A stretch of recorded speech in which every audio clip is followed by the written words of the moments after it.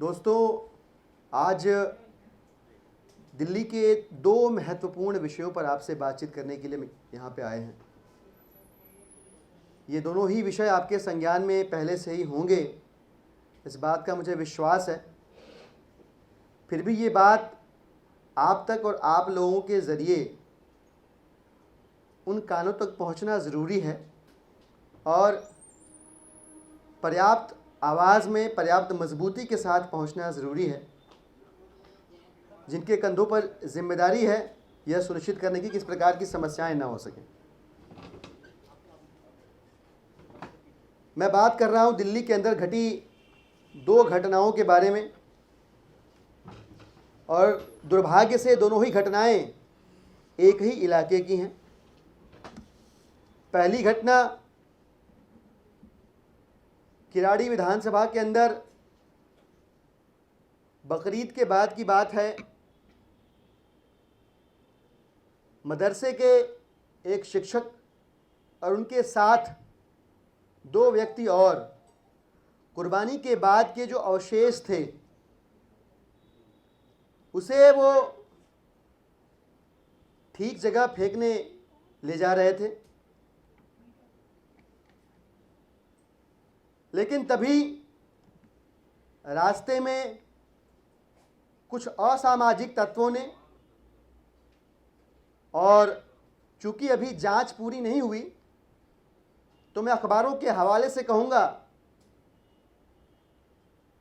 और उन लोगों ने यह क्लेम भी किया था, उस आधार पे भी कहूंगा कि कुछ गौ रक्षकों ने उन लोगों की गाड़ी को रोका जिसमें कुर्बानी के अवशेष लेकर जाए जा रहे थे। गाड़ी को रोककर लाठियों से, डंडों से, रॉड से बहुत बुरी तरह से, 3 लोग थे शायद उस गाड़ी में, 3 लोग थे, बुरी तरह से उनको पीटा, बहुत बुरी तरह से पीटा, गालियां दी। उनमें से एक व्यक्ति अपनी जान बचाकर बड़ी मुश्किल से भागा, थोड़ा दूर जाकर शोर मचाया, स्थानीय नागरिकों को इकट्ठा किया, तब जाकर उन गुंडों द्वारा पीट रहे मदरसे के शिक्षक और उनके साथ एक और व्यक्ति की जान बच पाई। रात में ही आम आदमी पार्टी के जो स्थानीय संगठन के लोग हैं उन तक ये सूचना पहुंची। उन्होंने स्थानीय विधायक ऋतुराज जी से संपर्क किया। तुरंत घायलों को दिल्ली सरकार के संजय गांधी अस्पताल में गंभीर हालत में एडमिट कराया गया।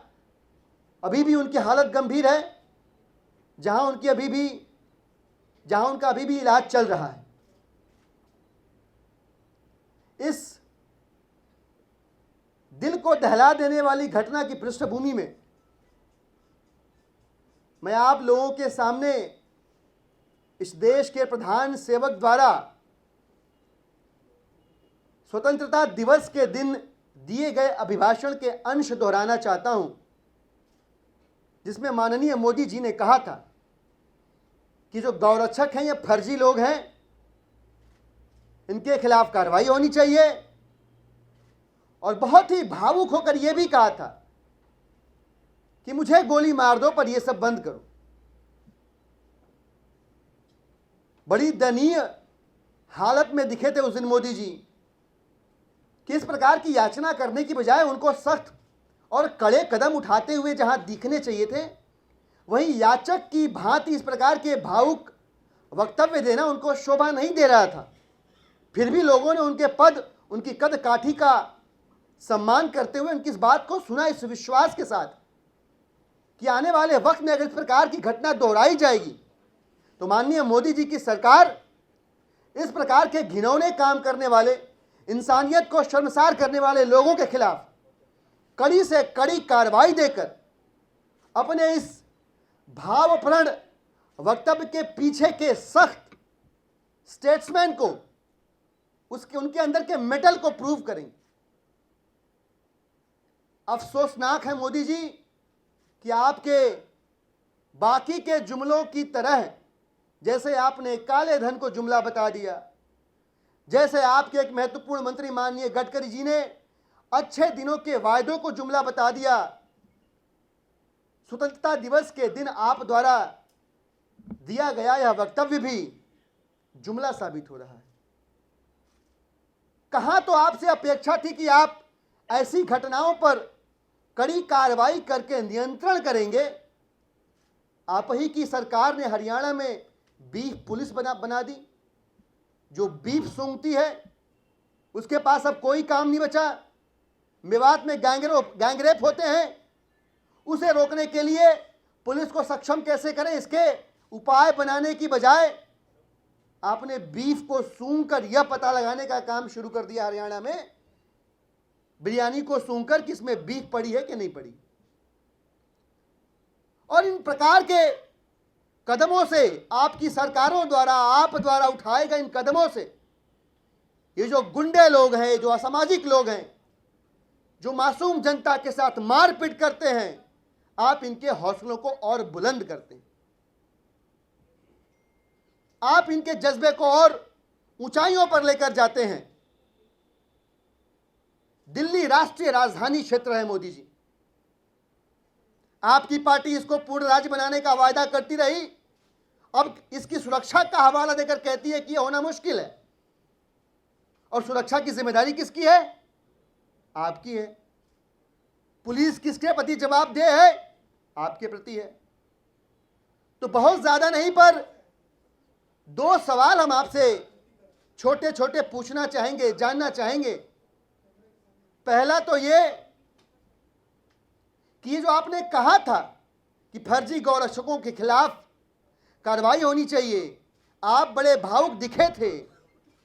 क्या वो सब कुछ एक मंचन था, अभिनय था, नौटंकी थी, जुमला था, या उसमें अंश मात्र भी, लेश मात्र भी सच्चाई थी?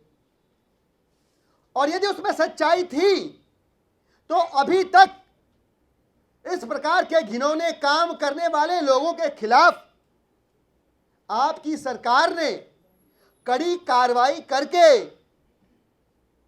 एक नजीर क्यों नहीं पेश किया, एक उदाहरण क्यों नहीं प्रस्तुत किया, ताकि वे लोग जो अभी भी खुले घूम रहे हैं हाथों में बंदूकें, तलवारें, डंडे और रॉड्स लेकर सड़क पर चलने वाले आम आदमी को पीटने के लिए, उनके बीच एक संदेश जाए कि यदि गलत किया, कानून हाथ में लिया तो हम टांग दिए जाएंगे।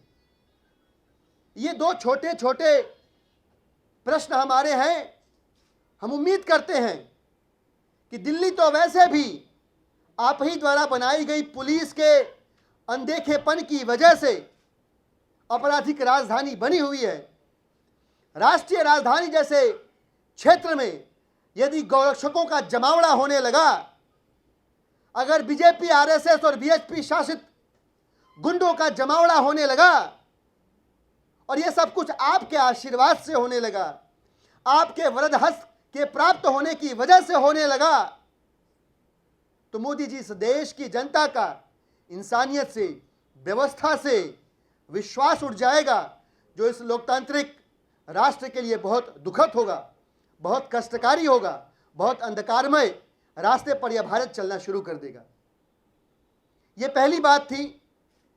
और इस पूरे प्रकरण के संदर्भ में हमारे स्थानीय विधायक ऋतुराज झा जी अपनी बात रखेंगे। साथ ही साथ इन्हीं की विधानसभा में दो नाबालिगों के साथ जो घिनौना बर्ताव हुआ, जो दिल को दहला देने वाला गैंगरेप हुआ, उस पर भी ऋतुराज भाई अपनी बात आपके बीच रखेंगे। ऋतुराज जी, ये जो घटना आज, ये जो 2 दिन पहले घटी है बकरीद के जस्ट बाद, ये बहुत ही दुखद है।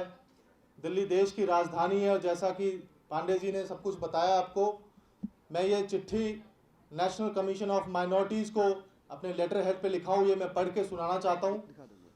ये चिट्ठी मैं देने जा रहा हूँ नेशनल कमीशन ऑफ माइनॉरिटी को कि दिल्ली राज्य के अंदर जो अल्पसंख्यकों के साथ आज हो रहा है उससे वो बहुत ही डरे हुए हैं, सहमे हुए हैं। और जिस तरह के एग्जाम्पल्स यहाँ पर सेट किए जा रहे हैं गौरक्षकों को, फर्जी गौरक्षकों के माध्यम से, ये बहुत ही दुखद है। आपको यकीन नहीं होगा जिस वक्त मैं ये पढ़ के सुनाना चाहता हूँ कि सविनीय निवेदन यह है कि मेरे विधानसभा किराड़ी में बकरीद के बाद 14/9/2016 को दिन बुधवार रात 8 बजे कुर्बानी के कचरे को कंझावला इलाके में फेंकने जा रहे दो लोग जिनका नाम है अब्दुल खालिद, हाफिज अब्दुल खालिद जो कि 28 साल के हैं, और अली हसन जिनका उम्र 43 साल है, जो कि ड्राइवर थे गाड़ी के, जिनको कंझावला इलाके के लोगों ने घेर कर लाठी डंडों से बुरी तरह से पिटाई करके अधमरा हालत में छोड़कर भाग गए। हमलावरों ने खुद को गौ रक्षक दल से जुड़ा हुआ बताया। कुछ शरारती तत्व किराड़ी विधानसभा में माहौल खराब करने के लिए इस घटना को सांप्रदायिक रंग देने की कोशिश कर रहे हैं। इस तरह की वारदात से मुस्लिम समाज के लोगों में बहुत ही ज़्यादा गुस्सा है और आपसी तनाव का माहौल बना हुआ है। अंत आपसे निवेदन है कि इस तरह की घटना आगे ना हो, इसके लिए पुलिस के ऊपर सख्त कानूनी कार्रवाई करने के लिए उचित दबाव बनाया जाए ताकि आगे से इस तरह की घटना को रोका जा सके।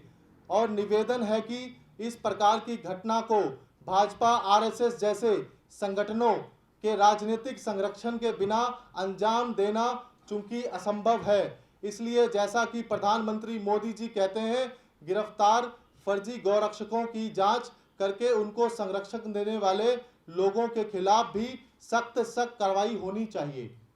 ये चिट्ठी जी हम लोग माइनॉरिटी कमीशन को देने के लिए जा रहे हैं। और मैं एक ही चीज़ कहना चाहता हूँ कि जब मुझे इस घटना के बारे में पता चला और जब मैं संजय गांधी हॉस्पिटल पहुंचा तो जिस हालात में वो दो लोग थे, इंसानियत शर्मसार करने वाली चीज़ थी। उनके तन पे कपड़ा नहीं था, ऐसा लगा था जैसे उनको ईंटा से मारा गया था, मिट्टी में लिटा करके, ऐसा लगा बिल्कुल उनको मरा हुआ छोड़ करके वो लोग भाग गए थे। हम लोग तस्वीरें आपको दिखाना चाहते हैं, विचलित करने वाली तस्वीरें हैं। ये तस्वीरें आपको यहाँ पर भी दिखाएंगे।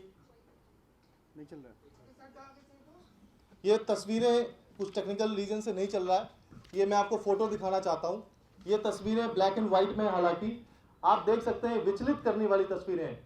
बिल्कुल सर के ऊपर गहरी चोट है, पूरे शरीर पे कपड़ा नहीं था। हम लोगों ने जब इनको संजय गांधी हॉस्पिटल लेकर के गए, ये तस्वीरें हैं, देख सकते हैं आप। और वहाँ पे जा करके उनका इलाज ठीक तरीके से हो सके, हम लोग कम से कम 3 घंटे तक वहाँ पे रहे। हेड इंजरीज है, सीरियस हेड इंजरीज है। जो अली हसन जी हैं जो कि ड्राइवर थे, उनके सर पे इतना गहरा चोट है, अभी तक वो होश में नहीं आए। हम लोग डॉक्टर से लगातार टच में हैं और कोशिश यही कर रहे हैं आगे से कभी भी इस तरह की घटना ना हो। आप लोगों के माध्यम से एक ही चीज़ मैं विनती करना चाहता हूं नरेंद्र मोदी जी से कि आप अपने फर्जी गौरक्षकों के ऊपर लगाम लगाइए, क्योंकि इस तरह की चीज़ें अगर देश की राजधानी में घटेगी तो ये जनतंत्र के लिए, लोकतंत्र के लिए बेहद शर्मसार है। दूसरी चीज़ जिसकी बात भाई दिलीप पांडे जी कर रहे थे, आज के बड़े बड़े अखबारों में भी छपा है कि Aman Vihar is the most unsafe place for women. Daily कोई ऐसा दिन नहीं होता है जब हमारे क्षेत्र में किसी नाबालिग के साथ, किसी महिला के साथ रेप जैसी घिनौनी हरकत नहीं होती है। रोज के रोज होती है, डेली अखबारों में सुनने को मिलता है। आप उनका डिटेल उठा करके देखो। हमारे क्षेत्र में 5 लाख की आबादी है और सिर्फ एक पुलिस थाना है, और वो भी पुलिस के लोग सिर्फ एमएलएज के ऊपर फर्जी मुकदमे बनाने के लिए फर्जी कामों में लगे हुए हैं। आज भी सारे अखबारों में छपा है कि 2 लड़कियां जो कि 17 साल की नाबालिग थी, उनके साथ गैंग रेप हुआ है। और उनका बैकग्राउंड मैं आपको बताना चाहता हूं कि वो दोनों लड़कियां, उनके पिता पहले से नहीं थे। 1 महीना पहले उसकी माता जो थी, जिसके ऊपर वो डिपेंडेंट थे, उसको किसी गाड़ी वाले ने उसके ऊपर गाड़ी चढ़ा दिया और उसकी मदर की मौत हो गई थी। वो इतनी गरीब परिवार से थी कि हम लोगों ने चंदा इकट्ठा करके उसका अंतिम संस्कार करवाया। हम लोगों ने चंदा इकट्ठा करके उस महिला का 13वीं करवाया, हिंदू रीति रिवाज से जो भी चीजें होती है करवाया। और उसके जस्ट 1 महीने के बाद उन 2 बहनों के साथ जो कि नाबालिग है, इस तरह का घिनौना अपराध हुआ है। मैं आपके माध्यम से मोदी जी के पुलिस को एक ही बात कहना चाहता हूं कि आप एमएलएज के ऊपर फर्जी मुकदमे बनाना बंद करो और जो दिल्ली पुलिस को जो असली काम है वो करने दो। मैं कई बार डीसीपी से मिल चुका हूं कि एक नए थाने की जरूरत है। मैं आपसे पूछना चाहता हूं, मोदी जी से पूछना चाहता हूं कि 5 लाख लोगों की आबादी के ऊपर अगर एक पुलिस थाना होगा और उस पुलिस थाने के ऊपर भी जितने भी स्टाफ होने चाहिए उसमें से 50% भी स्टाफ ना हो तो लॉ एंड ऑर्डर मेंटेन करने की जिम्मेदारी किसकी बनती है? रोज 200 लोग मेरे पास आते हैं जी, हमारे बच्चों के साथ छेड़छाड़ हो रहा है, स्कूलों के बाहर लड़कियां, वहां पर स्कूलों के अंदर अटेंडेंस कम हो गई है क्योंकि लड़कियां जाने में अनसेफ महसूस करती हैं। कोई ऐसा दिन नहीं है जिस दिन गैंग रेप नहीं होता है, रेप नहीं होता है। आप लोग से मीडिया के माध्यम से भी मैं कहना चाहता हूं कि आप थाने में जाइए, वहां का रिकॉर्ड उठा करके देखिए कि पूरी दिल्ली में सबसे खराब स्थिति कहीं पर है तो वहां पर है। तो यही बात मैं कहना चाहता हूं। Thank you.